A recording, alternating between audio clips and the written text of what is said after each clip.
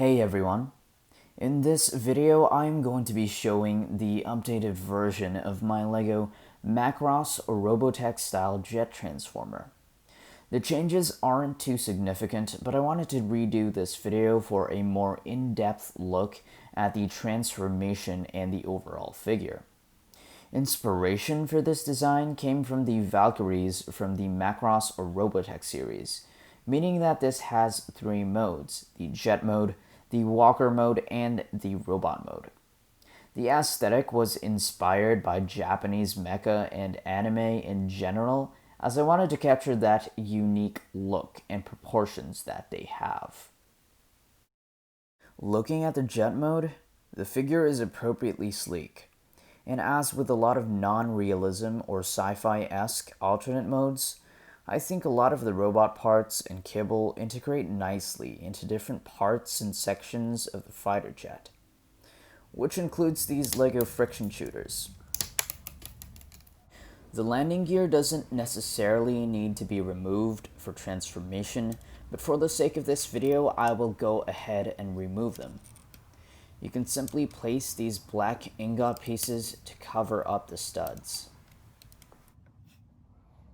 For the jet mode, I wanted to make a slightly futuristic, but still evidently man-made jet fighter that would look aerodynamic and streamlined, which wasn't as easy to represent in LEGO. But I think the fact that this figure is mostly in a clean black with some gray and silver highlights really brings out the shaping that went into this figure.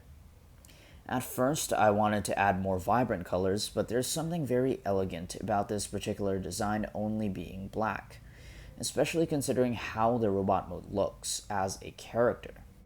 In jet mode, the figure is incredibly solid, which is probably due to the fact that a lot of the parts are either connected by ratchet joints or peg in, which makes it feel like an actual Transformers toy.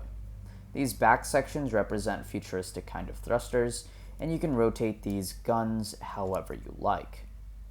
As with most jet transformers, you can see most of the robot mode under it, but it's not thick enough to impose on the jet mode. Now let's transform him into walker mode.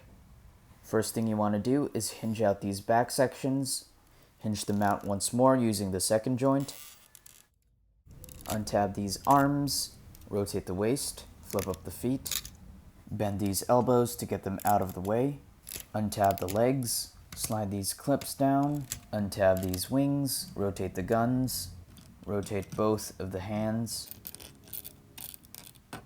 move the arms forward, bring the wings down, move the legs forward, and there we have him in gear walk or walker mode.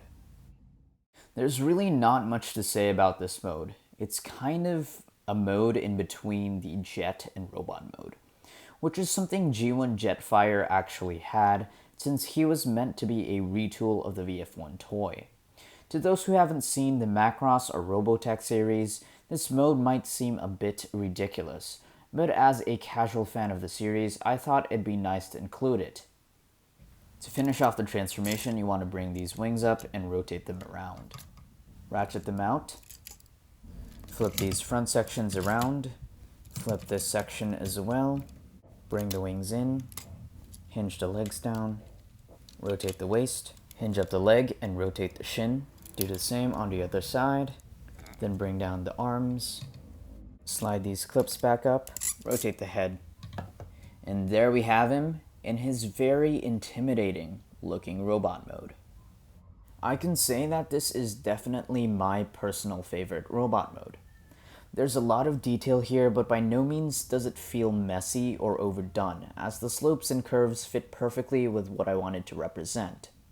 I especially like how the weapons integrate into jet mode, his shoulder cannons becoming the guns in jet mode, and his forearm blades turning into rear jet stabilizers. I think the black color is really fitting for this figure as a character, as it brings out that very sinister and imposing silhouette. He does have kibble at the back, and unfortunately he can't actually stand on only 2 feet, and so the front of the jet acts as a pseudo third leg to make him stand. but I personally don't mind this as it actually helps him get into some really cool poses that he wouldn't have pulled off otherwise. For articulation, you can rotate the head, you can move it up and down, you can rotate the guns, you have a ball joint on the arm, ball joint on the elbow, hands can move in and out and can also rotate. The fingers are individually articulated. There's an ab crunch. You can rotate the waist as well. Legs can split, can kick as well. You can rotate and hinge the first knee joint. You can do so for the second joint as well. And the feet can rotate and bend. For size comparisons, here is my Speed Champion's Transformer. Here's what he would have looked like if I transformed him with his landing gear on. As you can see, they don't really get in the way of transformation, so you can keep them on if you prefer. With everything said and done, I found that this figure is my personal favorite out of any Transformer I've made. He holds together really well, the transformation is enjoyable, both modes look astounding to me, and overall he's extremely fun to handle. I've always been a fan of villains and evil characters, and this design represents my ideal characterization if I were to design something of some sort. So if you have enjoyed this video, please give it a thumbs up, and if you want to see more from me, please do subscribe.